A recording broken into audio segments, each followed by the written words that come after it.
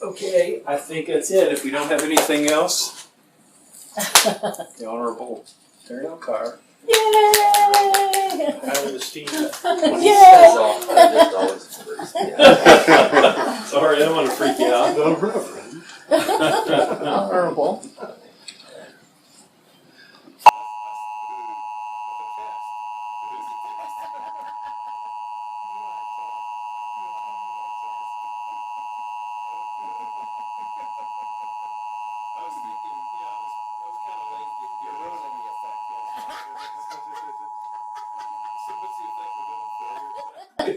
He was thinking about something. Okay, good, good. Barry was thinking of something.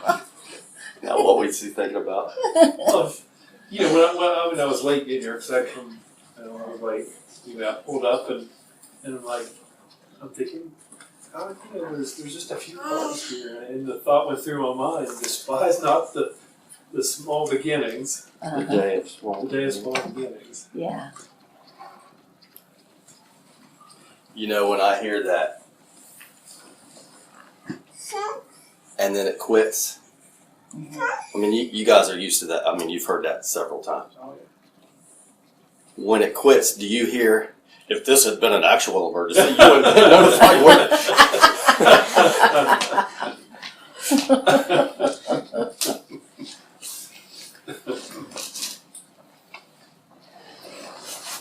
When you hear that, though, on your TV set, maybe it's in the evening and you're not aware of what's going on outside, but all of a sudden that comes on. And you know at least in Charleston it's getting ready to rain or something. You know, wherever the broadcast is coming from, you know that there's a weather advisory, or now you'll get them Amber alerts. Mm-hmm. Yes. Joy and I get these things on our phones, and it's, you know, hear me when I say this, I'm not, just consider the source, me. Yeah. I'm thinking, what do I care about Indiana? You know, they tell you about, but you know, you should, because you could pray. There's no time or Yes. distance in the spirit, and that's the wrong attitude to have. But usually it's in the evening, and I've worked all day, I'm thinking, Amber alert about something going on. But you know, it's important. Yes, it is. I'm here to decree to you and proclaim to you that we're either in the midst or we're, you know, wars are fought with many battles. There's a huge storm coming. I'm calling it a war storm.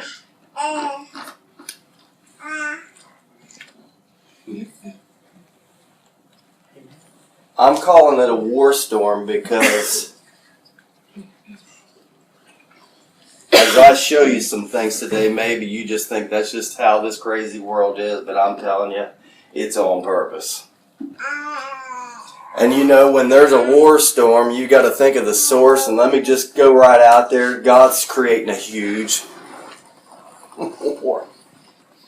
God's creating a huge storm. You say, well, God, I know, it took me a while to wrap my mind around it too.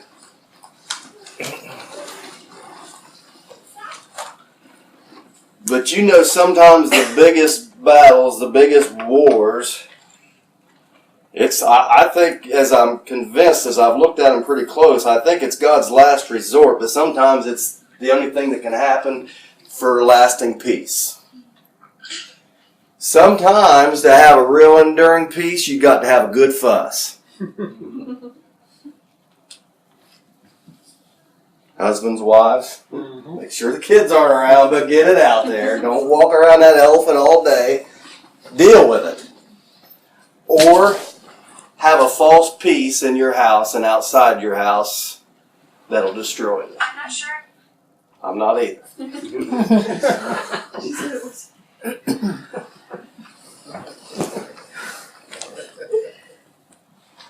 You know, when I was about 19 or 20 years old, I was in the Air Force and I was relocated to Myrtle Beach, South Carolina. You think, oh, you poor thing. Tough duty. Yeah, I signed up for it. Wanted to go so bad, paid for it myself. I was stationed in California, and I found a boy in Myrtle Beach. They let you do these things back. I don't know if they still do or not. But if you were willing to relocate on your own dime, they let you swap assignments. As long as they were in the same career field as you. And I found a boy that wanted to come to California as bad as I wanted to come to Myrtle Beach. I got to Myrtle Beach,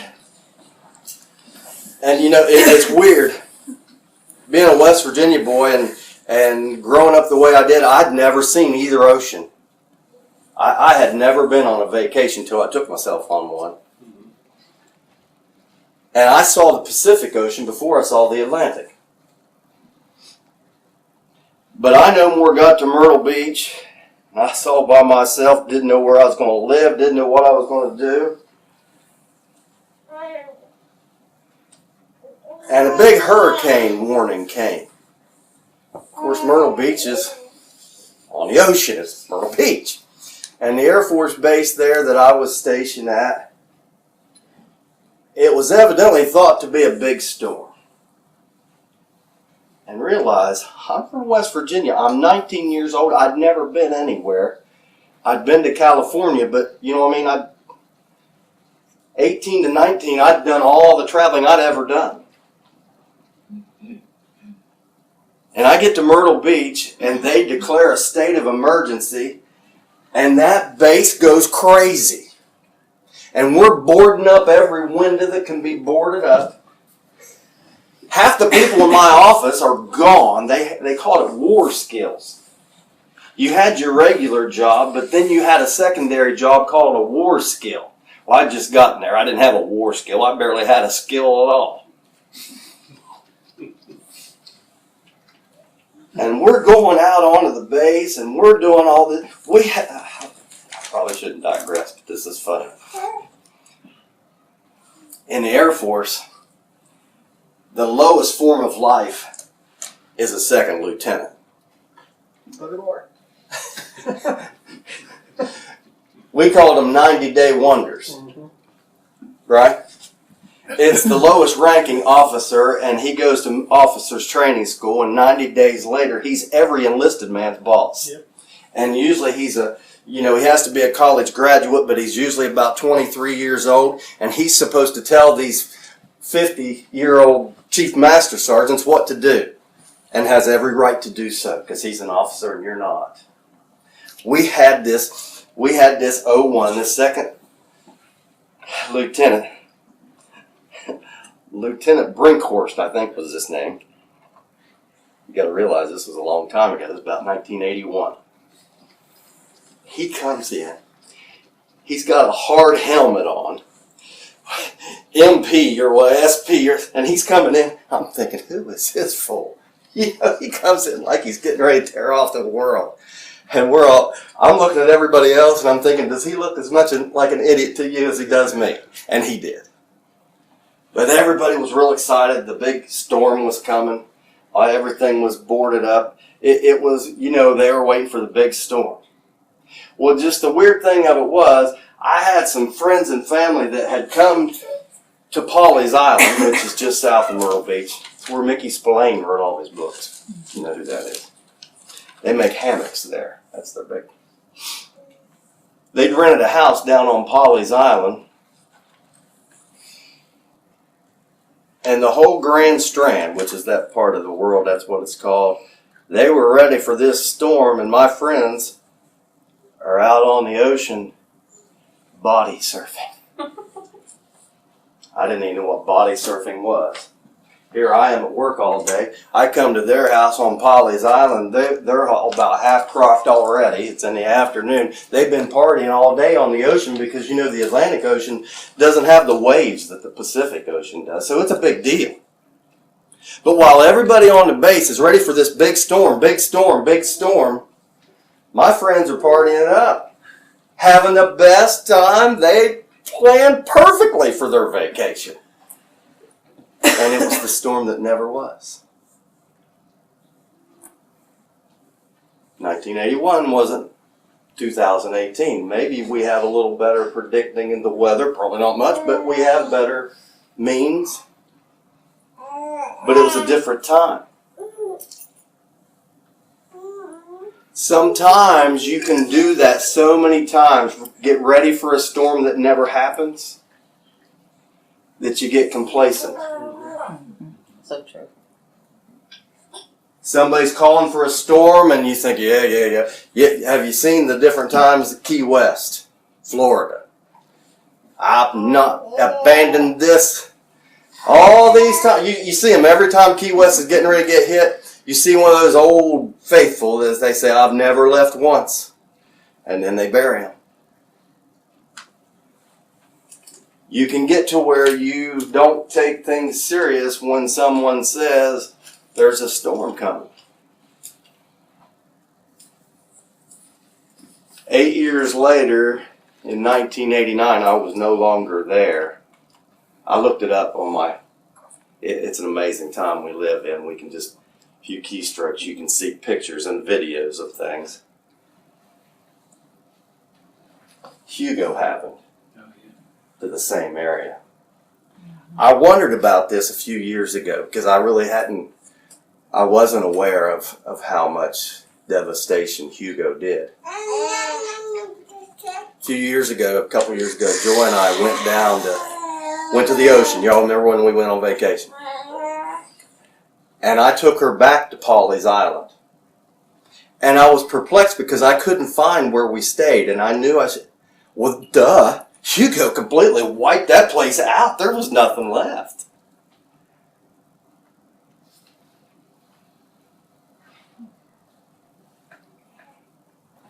There's a storm coming. There's a storm already started. And I just kind of want to give you a groundwork of where I'm going with this. I don't know why I'm telling you this. I don't know why he's given it to me. And to be real honest with you, there are times when he shows me things like this, I wish he would have gave it to someone else because it totally consumes me. And it's exhausting. But here it goes. We live in a different world now. Maybe it's for Cassandra, maybe it's not. Maybe it's for someone halfway across the world that can listen to this. Isn't that incredible? Mm-hmm.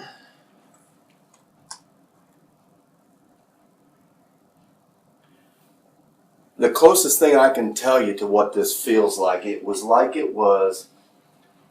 last May, a year ago in May. Remember when I did the teaching on the double? Mm-hmm. We hadn't been here that long. God showed me something. I think at that point in time, He gave me something just to occupy me because of what a hellacious thing was going on in my life. You know, the whole church thing. And it focused me, and it was kind of a reprieve from it all. May. I saw some more things in September.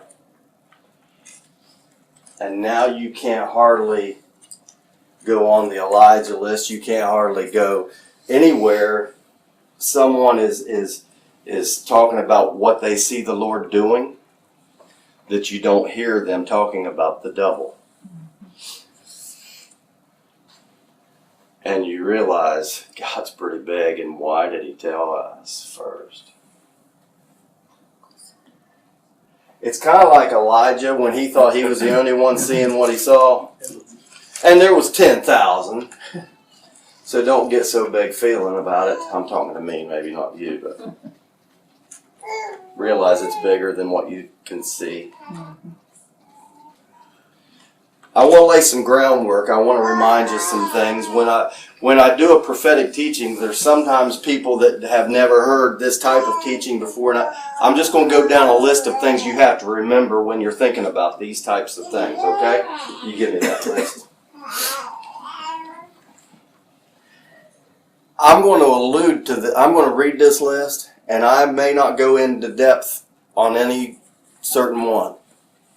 But I'm going to allude to them as we go. Okay? I just want you to be aware of it before we get there. Alright? Because when I begin to flow in this and talk about this, I don't really have a game plan. I don't do 3-point sermons. Especially when you're doing a prophetic teaching. You just can't do that. The things of God go in patterns. Everything goes in patterns. Weather goes in patterns. When you read in the Word of God, you can see, remember I've taught you, history has a tendency to repeat itself. Especially biblical history. You'll see things that look similar to things that happened in the past. There's always patterns to things. And the discernment part of the Spirit of God will show you the pattern, so that you can know what's happening. It's an amazing certain times, certain situations.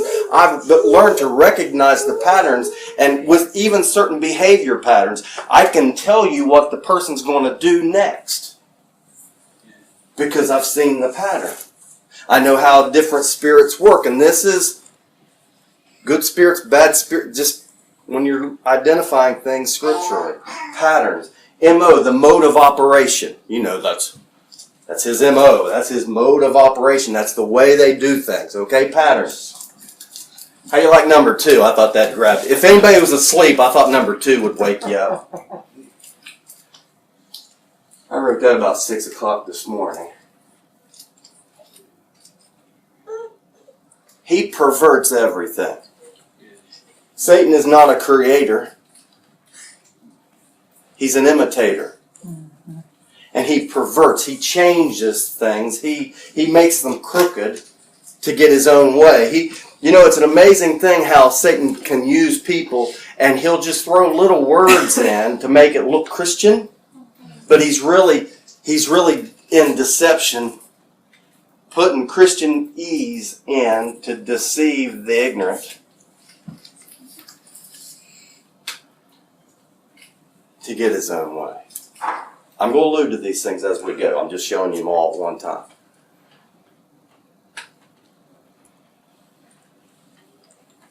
Natural things, number 3, sometimes reflect what's going on in the spirit.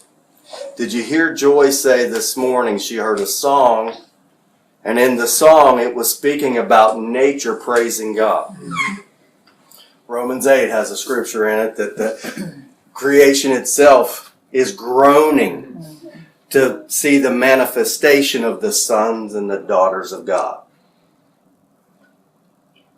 Sometimes what you see going on in the natural is reflecting what's going on in the supernatural. That place you can't see, but if you're spiritually awake enough, if you're born again, you have the means to do it. Amen. Your born again spirit is as born again as it's ever going to be. Just learn to tap into it and trust it and develop it.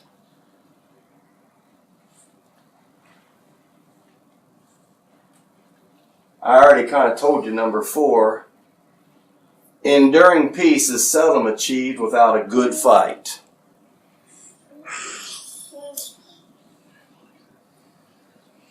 It's amazing how much God confirms messages with people that have no idea where I'm going on that given day.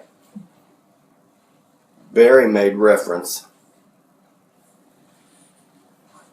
to if Satan had known what was going on at the cross, what the end result would be, he would have done anything he could to stop it. But let's come to grips with one reality. Satan was not behind the cross. God did it. Amen. Sure. At the cross where I first saw the light. You see, the cross is what, I think it's Colossians where Paul says, it's the operation of God. It was God's idea to create a situation where he could pour all of his wrath out on Jesus. The cross was completely God's idea. And it's true, if Satan had known what, you can imagine, what in the world is going on? What's he doing?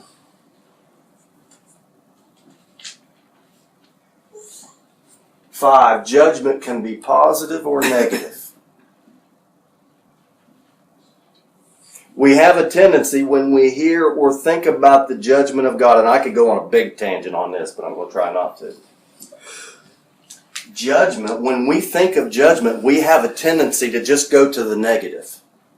But judgment means to make a decision. God still makes decisions.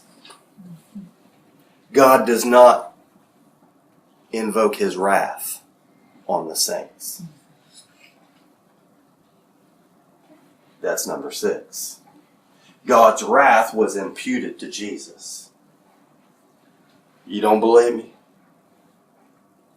Recall Isaiah 54, 9 and 10. He said, this cross is as the waters of Noah, when I swore that I would never flood the earth again. He said, mountains will be removed. He went on all this language. But he said, and I will never be wroth, plural, for wrath, angry with you again. Does He still judge? Does He still make decisions? Absolutely. But we've got to remind ourselves that God thinks generationally. He sees the whole picture at the same time. Another Barry reference to the eagle. He sees the bigger picture. And so what someone dies? Big picture thinking. We think on this level that when someone leaves the earth, that's the end of them. Oh, they go from life to life if they're born again. They're more alive, in our eyes dead, than they ever were here in this physical body. Joy gave me a phrase years ago, and I've grabbed a hold of it because it's absolutely true. It's absolutely the way I feel. And honestly, Linda, I feel this way more and more all the time.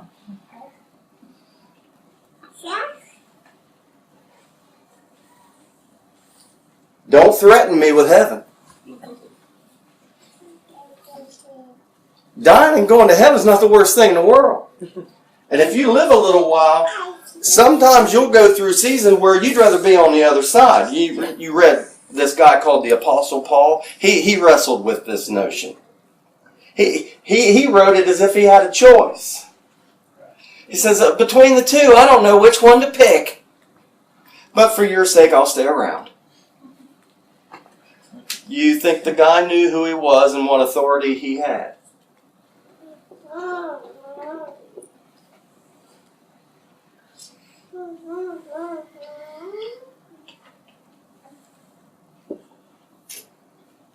I want to remind you of a thing called the Normalcy Bias. Have you heard me talk about that before?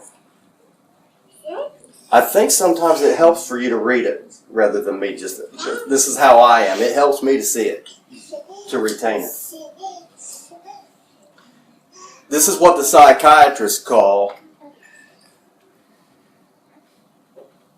there's a condition, a human condition, when you've been beat on and beat on and beat on, and you just long for normal.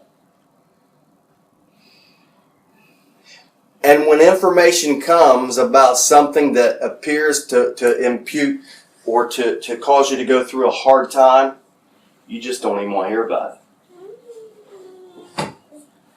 The best example of the normalcy bias is the Jews when Hitler was around. Now you think about Jewish history, how many times this little group of people were persecuted throughout the centuries. And how much a Jewish child, is reminded of Pharaoh, reminded of Babylon, reminded of the persecution that comes to his people, God's people, but it's beat into them and reminded them and reminded them and reminded them. And you got this man that stands up and says, I'm going to exterminate this people group, and their father says, oh, that won't happen. Normalcy bias. You don't even want to think about it because you're so tired of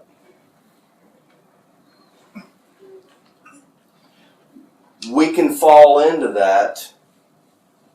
And let me explain something to you. You know, I've got all these different age groups that I'm thinking of.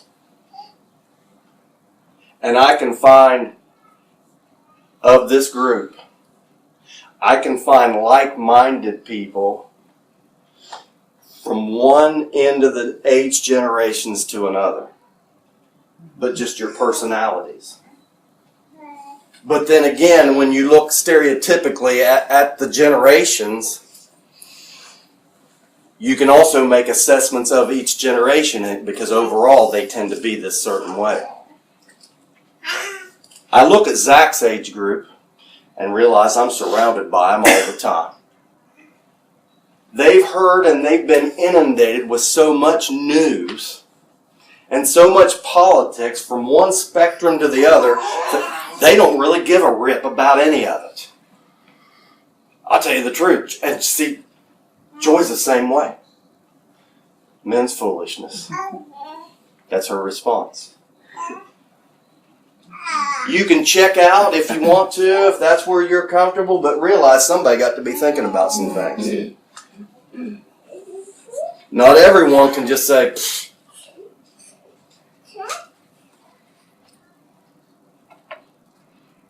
But then you got another group of people that's all they think about.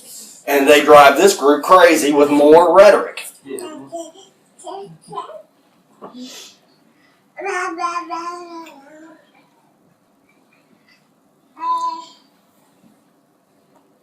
You'll notice I left 8, 9, and 10 because I'm going to use those at my discretion. I just thought 10 was a good number and there ought to be 10. But I didn't want to take all my time this morning as I was preparing. And I even came up with a couple more, but I didn't write them down and I'm still stewing over those. And maybe this will change. I may end up with more than 10. But I just thought to put it out there, to give you a visual, because I learn better by something visual. Because sometimes people talking, I check out and think about it a little more.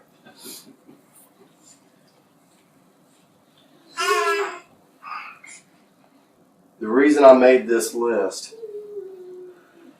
is because I'm going to allude to these things as I tell you what I've come to tell you. God has started a war. And he started a war because there's always been a war going on. And he's sick of, it's time for something to happen. You can't have peace until you just get it out there. And here's what's incredible. How many times in human history, biblical history, have you seen God use nature to show himself supernatural? Above nature. The flood.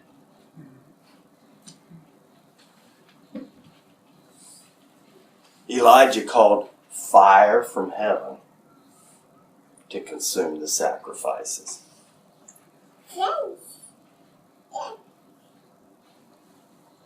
I want to show you today an awesome story that I've told you before, but I'm going to bring out some different things.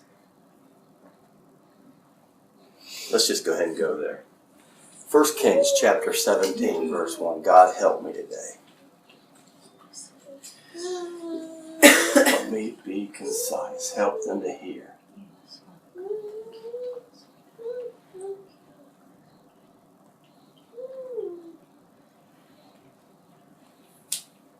You got the northern kingdom of Israel.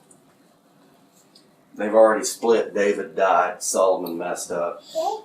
Solomon's son allowed the kingdom to be split. You had Judah, you had all the other tribes of Israel. They were separated. Judah was the biggest tribe, but they had already pretty much swallowed up the tribe of Benjamin, which was next door, so that was really all called Judah.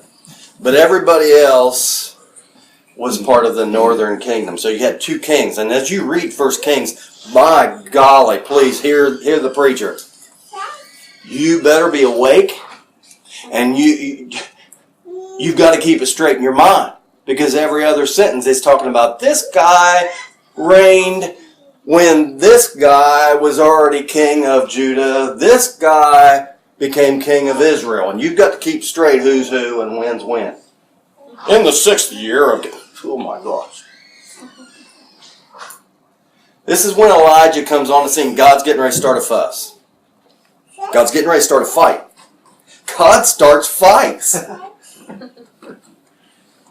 The whole nation of Israel is gone after sex worship. That's basically what they were Baal worshipers. I've told you this before. They were into sensual things. They worshipped sensual things. Ahab and Jezebel was king and queen. Lots to tell about that. But out of nowhere comes this prophet called Elijah. Not this little boy that belongs to them. And Elijah the Tishbite, who was of the inhabitants of Gilead, said unto Ahab, remember Ahab's the king. Look at this. As the Lord God of Israel liveth, does he? Yes. As the Lord God of Israel liveth, before whom I stand. Well, what do you mean before you stand? You're standing right here. Not in Elijah's mind. Before whom I stand, there shall not be dew nor rain these years, but according to my word.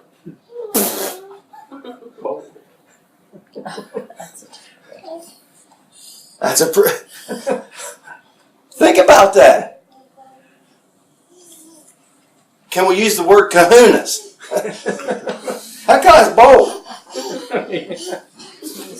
He not only says it's not going to rain, he says it's not going to dew nor rain. There's going to be no moisture. It's going to be dry.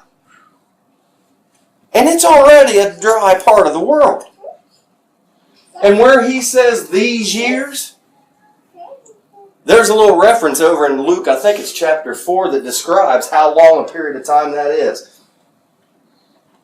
3.5 years. Which is another type and shadow.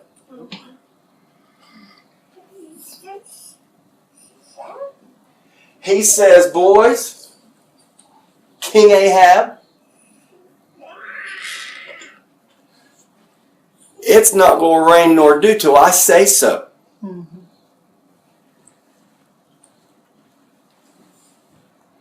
And guess what? It didn't. Now here a week or so ago, it didn't rain for a whole week. About 2 weeks ago, remember? It was blistering hot. I don't know if in your part of the world if it was hot. You may live in air conditioning. During the day, I don't.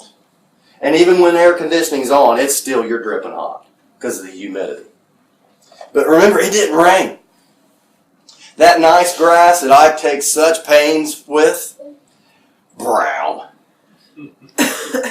And that was a week.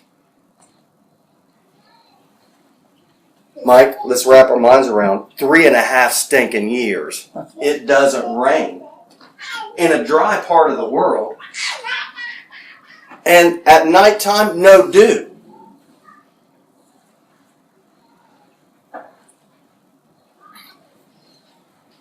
The cattle start dying off. The cisterns are running dry. Forget flowers. Can't take a bath. And you live in the desert.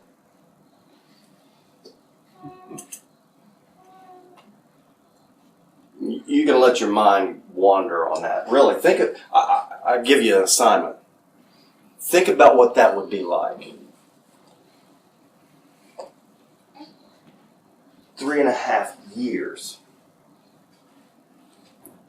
Well, Elijah runs for his life.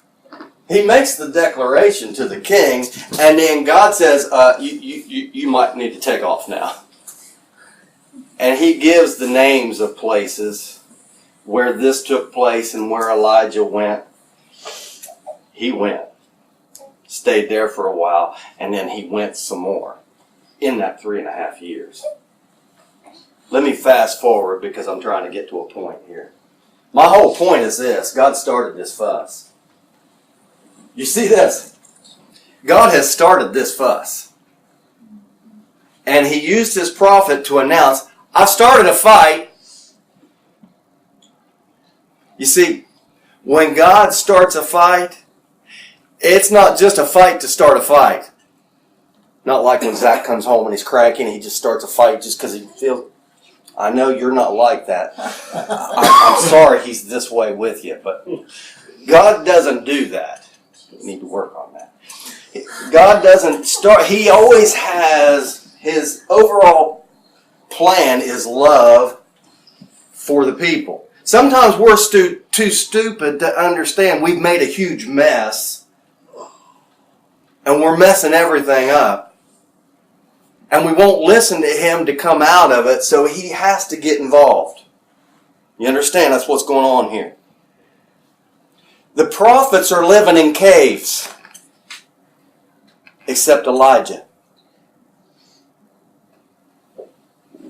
In these 3.5 years, the pressure on the king to provide for the people and the complaints of the people. And can you imagine having Jezebel as a wife when Elijah comes and announces, it's not going to rain till I say so.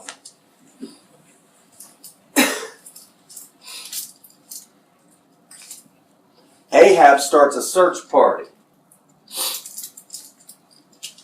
He's looking for Elijah because somehow, someway, and you know she's behind it. Elijah's got him, but Ahab doesn't. You follow me? Yes.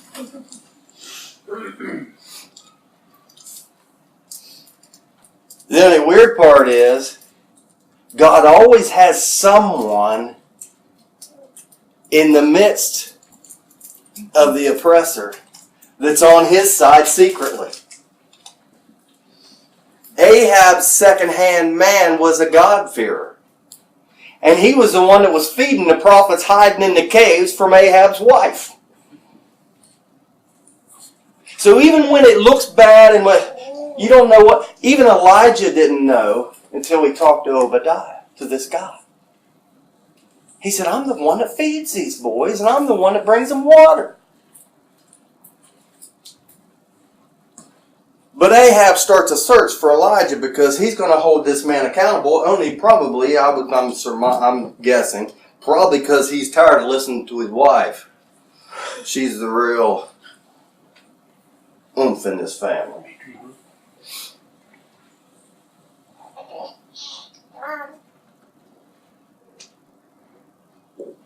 Finally, God tells Elijah, God decides, go find Ahab. And give me chapter 18, if you would, please. Next chapter. The other one was chapter 17. This will be chapter 18. I encourage you to read this for yourself. My whole point today is, and I'll explain a little more here in just a minute. There's a battle raging, and don't check out. Realize what's going on. Don't be afraid. Realize God has a plan. And you have a part in the plan. That's the whole reason he's given me this, is to remind us, even though we're small, and even though we're here in West Virginia, and some of us in Ohio, God's not limited by time nor distance. And we have a part to play for God's battle to be won. We can't keep going on the way it is. It's time. It came to pass after many days that the word of the Lord came to Elijah in the 3rd year, saying, go present yourself to Ahab, and I will send rain on the earth. So Elijah went to present himself to Ahab, and there was a severe famine in Samaria. And Ahab had called Obadiah, remember I talked about him, who was in charge of Ahab's house. Now Obadiah feared the Lord greatly. Wonder where the other parentheses. Probably in 4, isn't it? Yeah. I just told him to get me through 3. No, that's okay. Ahab did and Elijah did what I've already told you about. Alright? What happens here is Elijah and Obadiah have a conversation. He doesn't see Ahab first, he sees Obadiah. Obadiah's like, you want me to do what? You're a prophet. You tell me to go find Ahab, and then I go get him, because he split me up. He told me to go this side of the country, he'd go this side. I go get him, and then tell him I've found you, and then you're not going to be here, and I'm going to lose my head. That's what Obadiah is saying. Y'all remember that? Mm-hmm. But Elijah said, no, I'll be here. Go get him. You got to like Elijah. You got to like a guy like this. Last portion of Scripture. Verses 17 through 19. Then it happened. I like that. Then it happened. When Ahab saw Elijah, that Ahab said to him, is that you, O troubler of Israel? Gang, you got to see this. History repeats itself, Zach. Mm-hmm. Who started this mess? Ahab.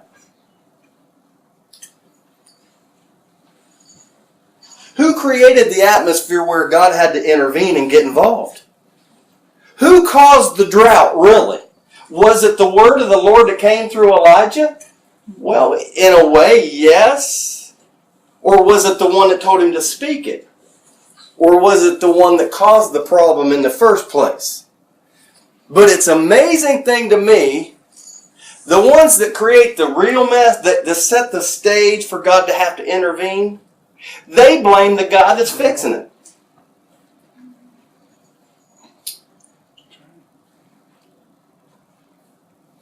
It's happening today. That's right. There's nothing new under the sun. People are people. Spirits are spirits. We wrestle not with flesh and blood, but with principalities. Right? Yep.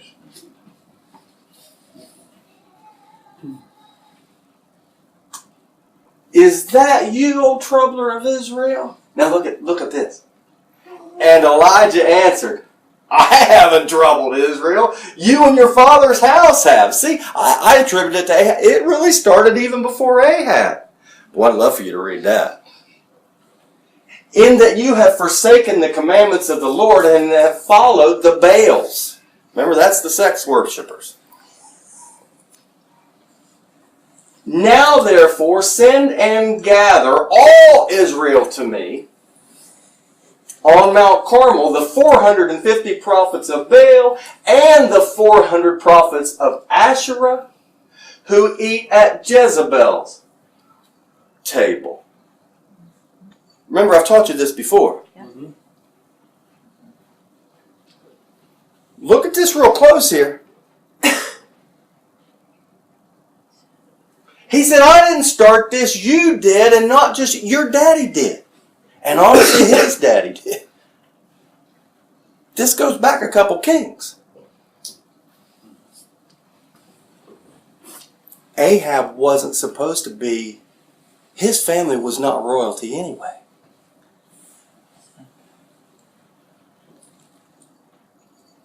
They had to kill the king to ascend to the throne. But Elijah says, Elijah's giving the king orders. He says, now send and gather all Israel to me, the whole nation. Get them all up here on Mount Carmel. We're going to see who's God. God's starting to fight. He used rain and the absence thereof. Mm-hmm. The supernatural dominated the natural. Now he's saying, I want you to get everybody to me, to the high places, Mount Carmel, and I want you to gather the 450 prophets of Baal, 450, remember this, 450, and the 400 prophets of Asherah who eat at Jezebel's table. So you got See, Asherah and Baal. Baal is the male part of this type of worship. Asherah is the female. I've told you this before. The Baal is called the grove, the symbol that they worship. It looked like a man's penis. Asherah's symbol looked like a woman's vagina. They worshiped sex. Does that sound normal? Does that sound like anything we're... But there was 450 prophets of Baal, 400 prophets of Asherah who worked for Jezebel. Whoever feeds you runs you. Huh? Yep.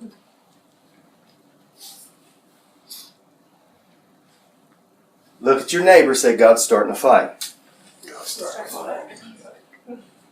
But take heart. Be encouraged. That what I'm encouraged of, finally there's going to be peace. Yes.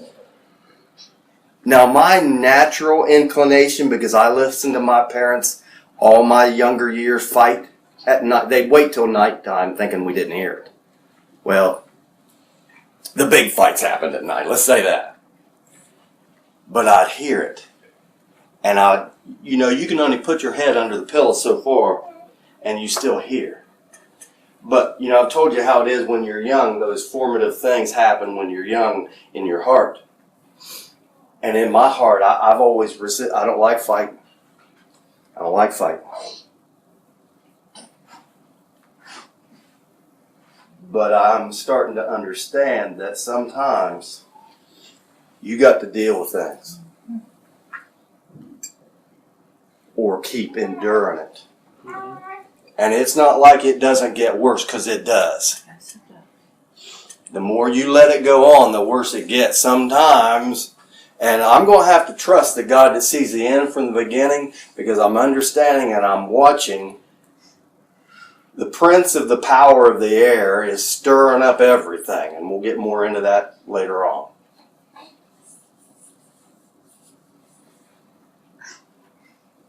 But you have to live in one of those caves not to understand.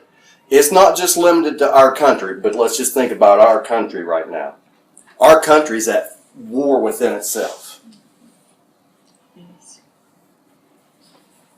We got families with ideologies that are completely opposite one another. How are we going to deal with it? See, God's given me some solutions. He's given me some ways to fix the problem. You'll have to wait till at least next week to get it. See, that's my hook. Yeah. Today's groundwork. Today I'm just laying something for you to think about.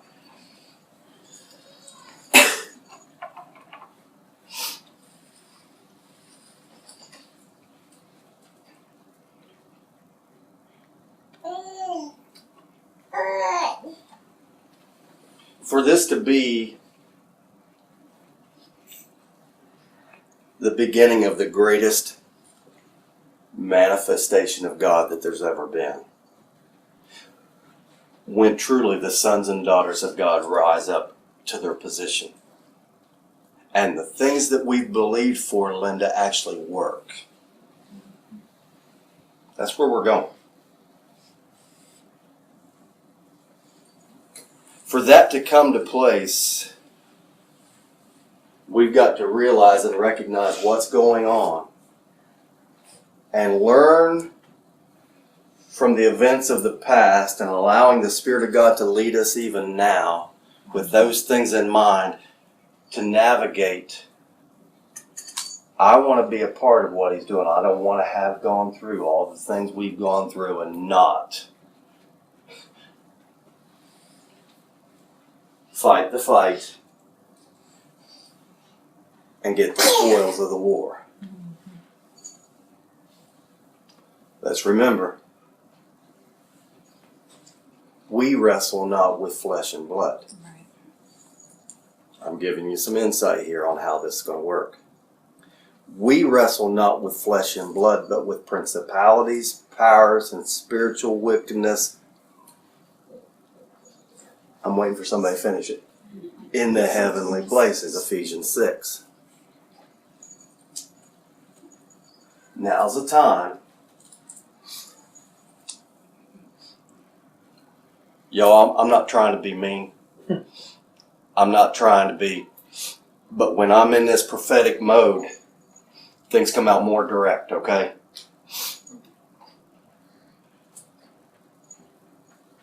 I understand when this baby has to have somebody feed him, but eventually he gonna grow up. Eventually he gonna learn to feed himself. You can't just come to church to hear what you and think you're gonna get through and be who you've been called to be.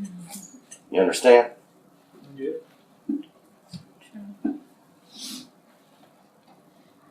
You'll get more out of Sunday mornings if you're already there and I don't have to drag you in.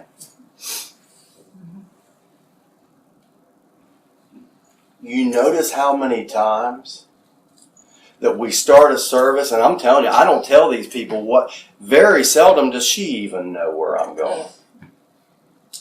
But if you have ears to hear and you've been, he'll give you little tips and he'll help you to comprehend because he speaks to you where you're at.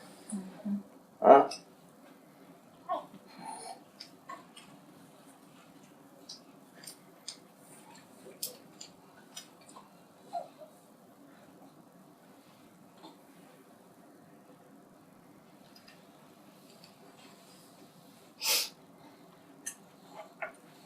I'm sounding the alarm. And I hope you heard it. Maybe I should have him play that again. Maybe not. I want you to remember, I told you there's a battle coming. You may be like me. You're sick of listening to everybody argue and fuss all the time.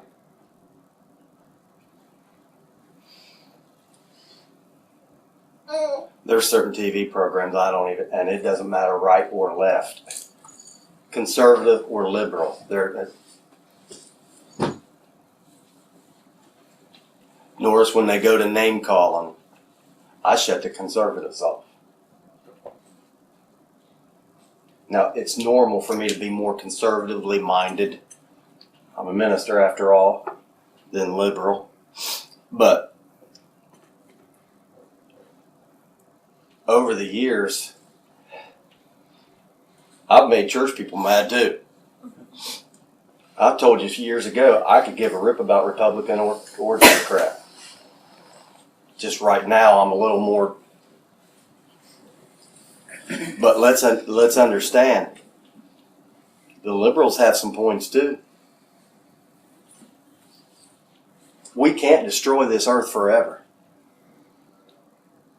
But at the same time, we can't worship the creation and not the creator. Right. Amen. You see what Right. I'm not trying to appease both sides. I'm just trying to look at it for what I'm seeing in the Word.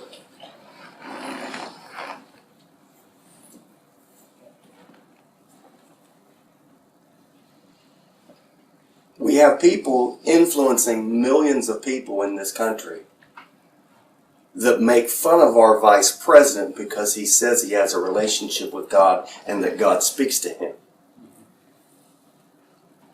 When they go to name calling, I don't care which side of the aisle they're on, I'm done with you.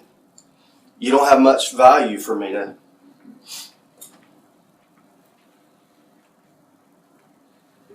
When you read on the blogs and the pages about the libtards, you lost me. When you're into name calling because someone is a liberal and now you're calling them, I guess that other part's what we used to, it's not politically correct anymore to call someone retarded, but that's what that, I'm assuming, means. When they go there, Cassie, they lost me. And I'm tipping my hand a little bit here, but that is not how we're going to change culture. That's right. And that is not the way of the Spirit. We cannot wrestle with flesh and blood. But as the sons and daughters of God, we're to speak to the spiritual wickedness and decree God's will be done. Thy kingdom come.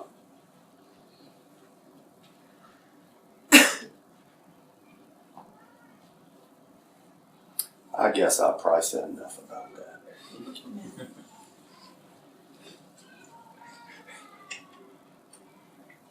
I said I've probably said enough about that. And my wife on the front row says, amen. She may not have meant it that way, but maybe she did. It's okay. She's probably right.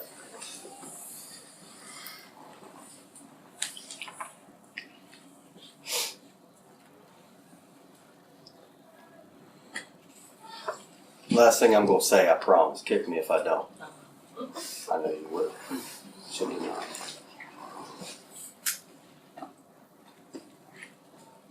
Just understand that when you read in Scripture about the burden of the Lord, you ever read that? I have wrestled with God, why this group of people? Why are you showing me? Why? What is this all about?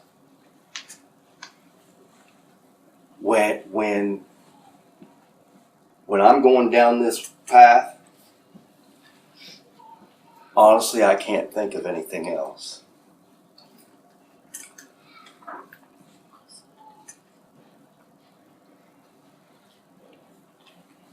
You talk about a burden. I don't know why. I look around and here's Chance, brand new daddy.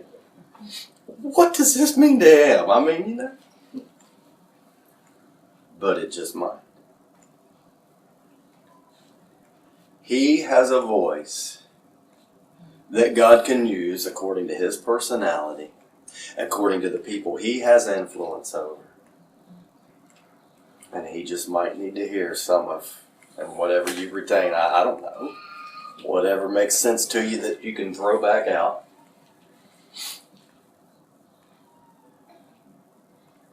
But Zach, sometimes it's so overwhelming, my thoughts. It's exhausting. It's absolutely exhausting. So please, if you got extra prayer time, pray for me. Because I got a lot of balls in the air.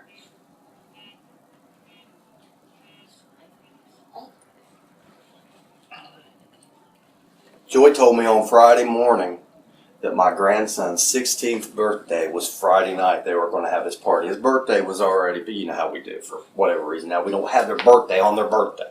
I do good to remember when their birthday is. She told me Friday morning that our grandson's birthday party, where they were going to celebrate his birthday, was that evening. I didn't remember.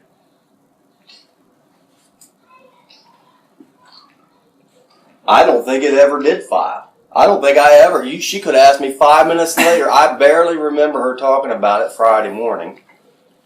But when she's looking at me Friday evening, when I'm trying to get the yard done, she's giving me, that look they get, Bip Norris, when like, are you serious? Really? Really? Yeah, you know.